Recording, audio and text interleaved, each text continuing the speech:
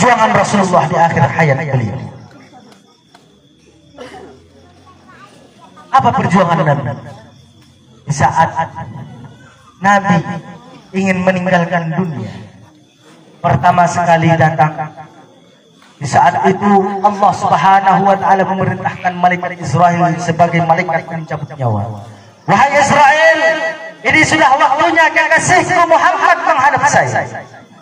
Tapi jangan sekali-kali kamu mencabut nyawanya seperti hambaku yang lain. Kau harus minta izin. Yang kedua, kasih dia pilihan.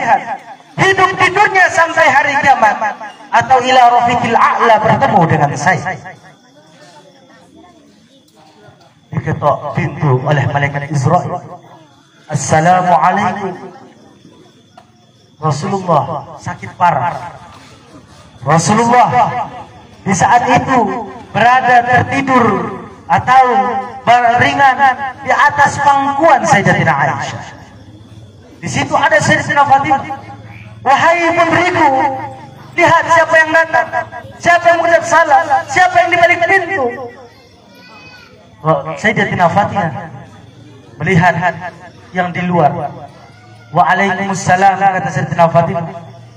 Maaf, ayah saya tidak bisa menerima tamu karena ayah saya sedang sakit. Siapa itu wahai Fatimah? Saya tidak kenal wahai ayah. Baru kali ini saya melihat wajah sahabatku yang itu wahai ayah. Apa kamu bilang? Apa kamu katakan sama dia? Maaf, ayah saya tidak bisa menerima tamu karena ayah saya sedang sakit. Tidak lama kemudian datang lagi ketokan pintu, mengucap salam dari balik pintu. Apa kata Rasul? Lihat siapa yang datang wahai Fatimah. Ternyata hal yang sama, manusia, makhluk yang serupa. Maaf, ayah saya sedang sakit. Ayah saya tidak bisa menerima tamu. Siapa itu hai putriku tercinta? Maaf ayah, sama orangnya. Saya nggak kenal dia ayah. Baru kali ini saya nampak dia ayah. Ketiga kalinya diketok pintu.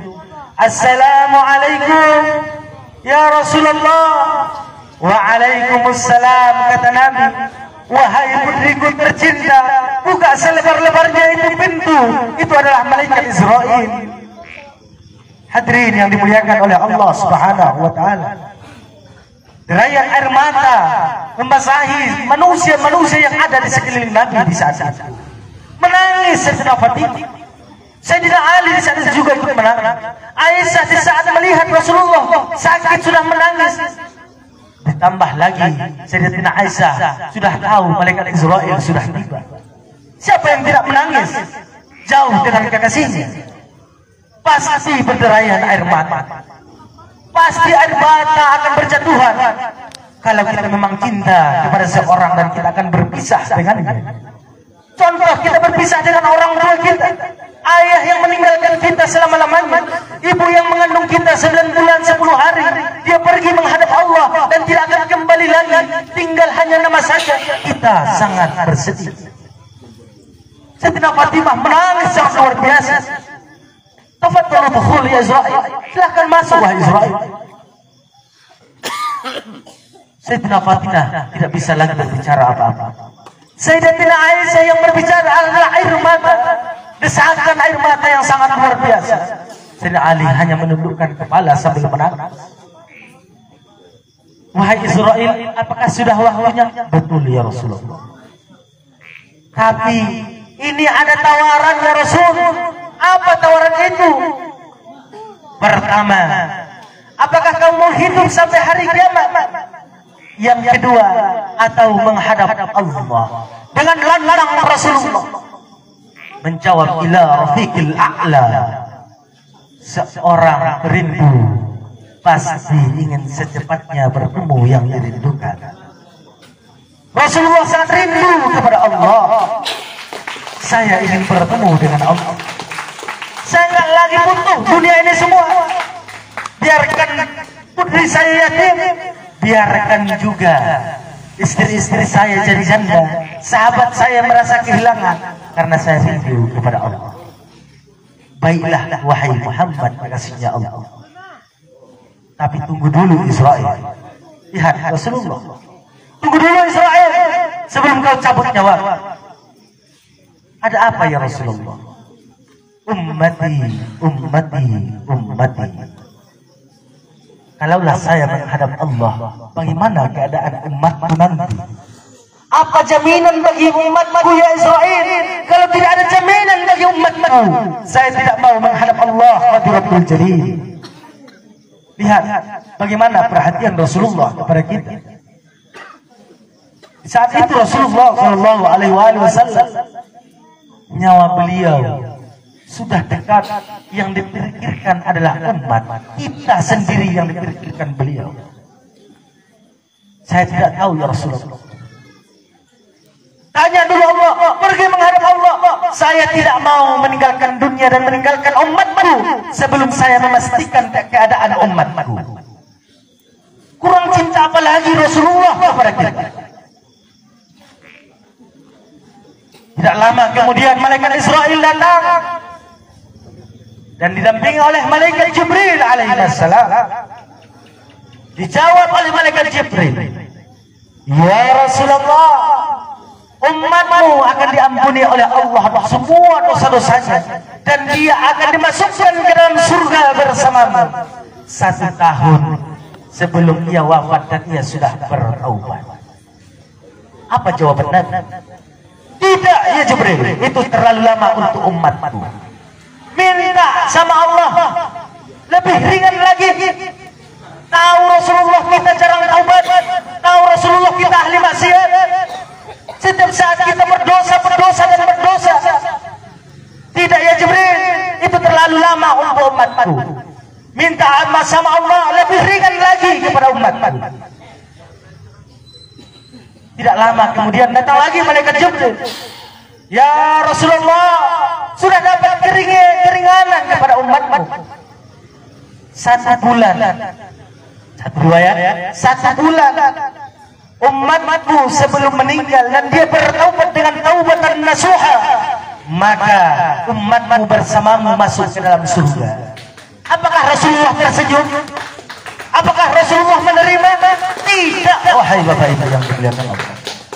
Tidak, wahai Jibril, itu terlalu lama untuk umatku. Minta lebih ringan lagi kepada umatku. Hadirin yang dimuliakan Allah. Datang lagi malaikat Jibril. Ya Rasul, Allah sudah meringankannya. Umatmu akan diampuni oleh Allah 1 minggu, 1 pekan ia sebelum meninggalkan dunia dan ia bertaubat kepada Allah dengan taubatan nasuh, maka dia akan bersamamu di dalam surga. Tidak wahai Jibril.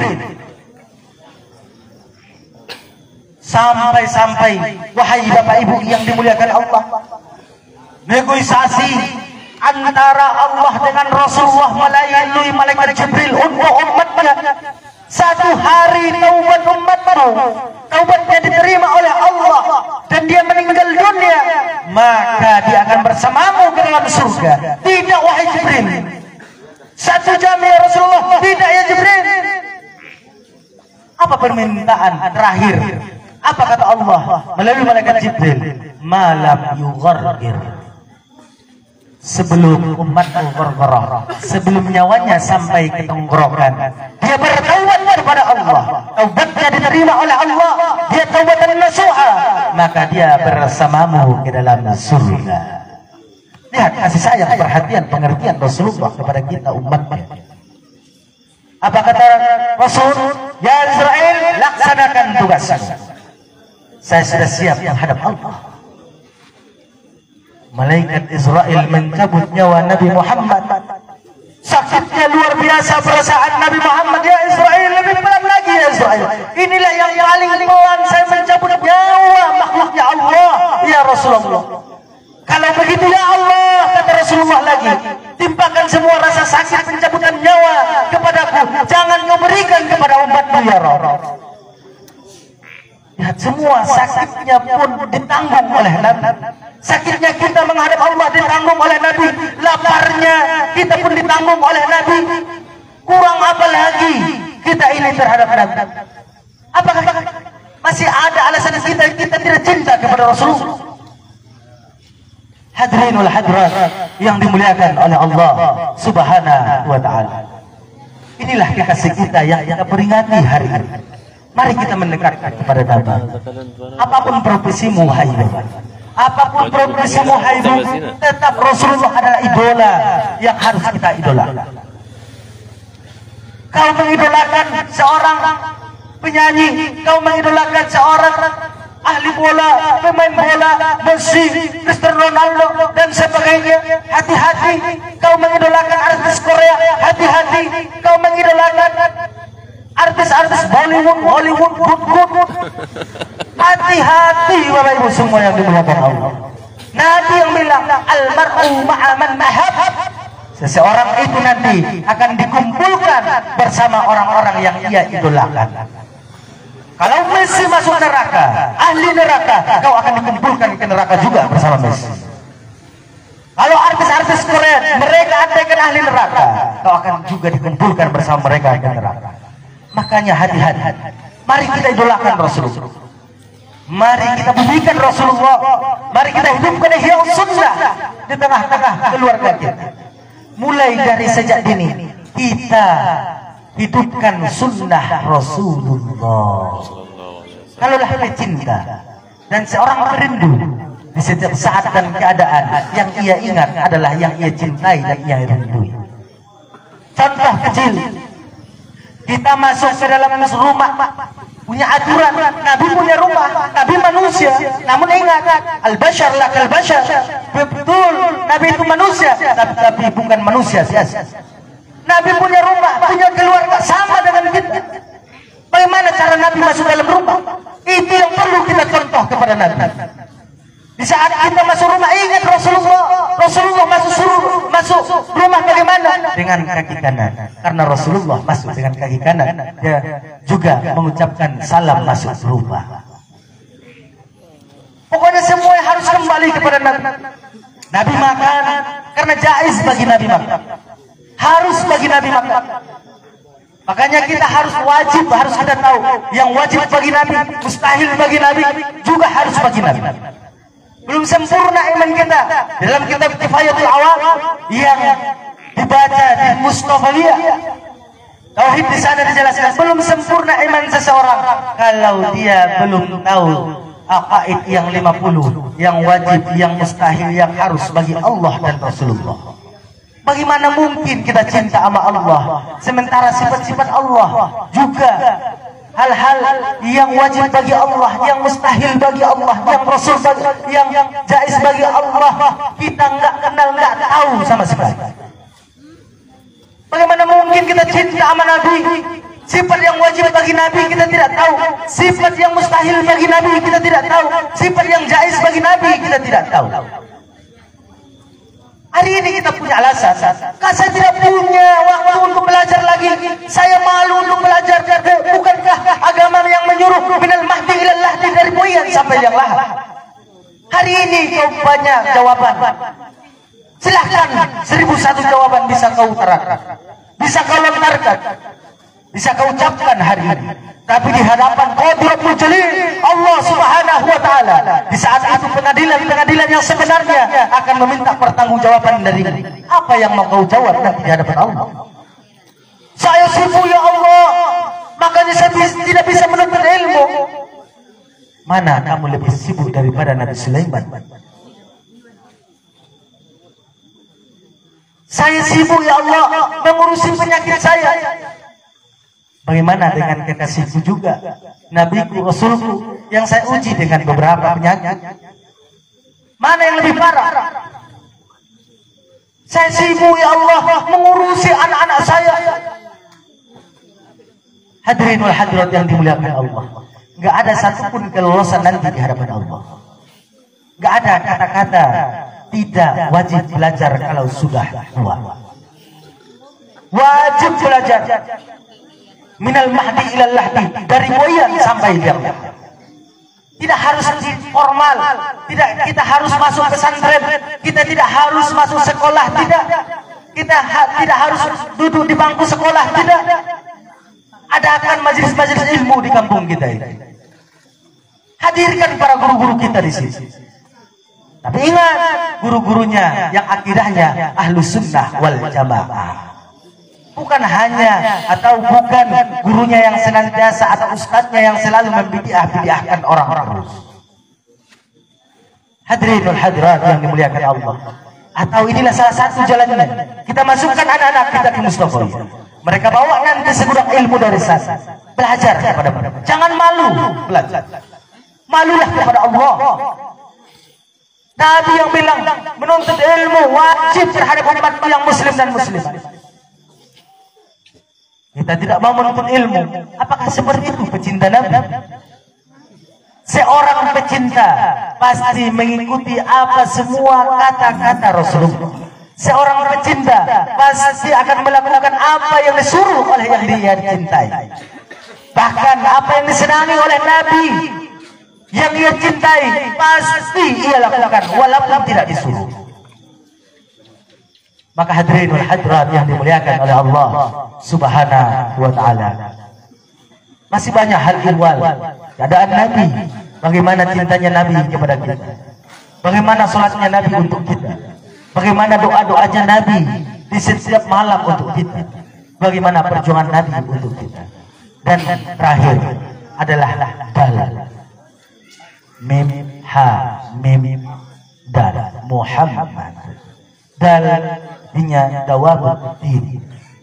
Allah tidak akan mencabut agama atau iman dari hati kita selama kita menjadi umatnya Nabi Muhammad. Nikmat yang terbesar dalam kehidupan kita adalah iman dan Islam. Hadirin hadirat yang dimuliakan oleh Allah Subhanahu wa ta'ala. Alhamdulillah, dari tadi kita sudah banyak mendengarkan kalimat-kalimat atau sejarah sirah Nabi. Saya bukan seorang ustaz, saya bukan seorang ulama, saya bukan siapa-siapa, dan saya berani seperti ini karena amanah Nabi. Balighuni walau ayat, sampaikan dariku walaupun satu ayat. Kalau lah ada atau mana tahu tadi ada kedatangan kami yang tidak berkenan di hati Bapak Ibu, keterlambatan kami yang tidak pada waktunya, mohonlah kiranya kami dimaafkan.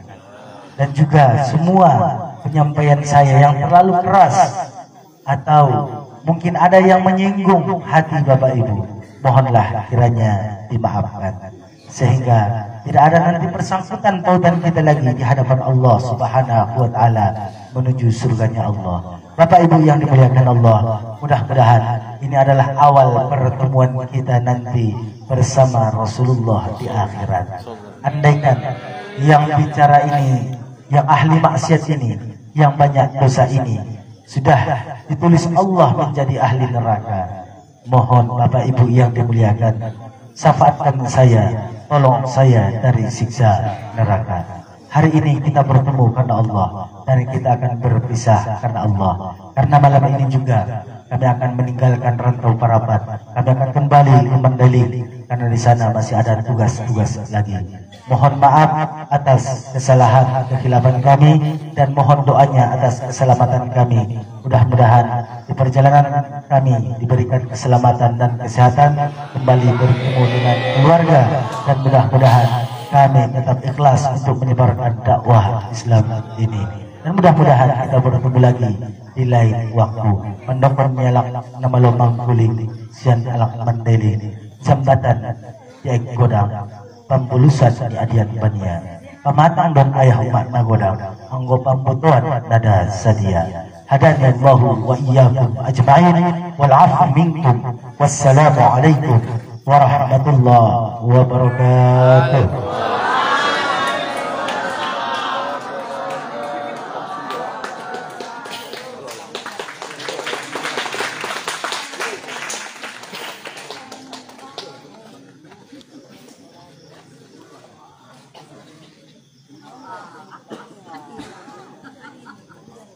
Astaghfirullahaladzim, alladzi la ilaha illal hayyul qayyum wa atubu ilaih.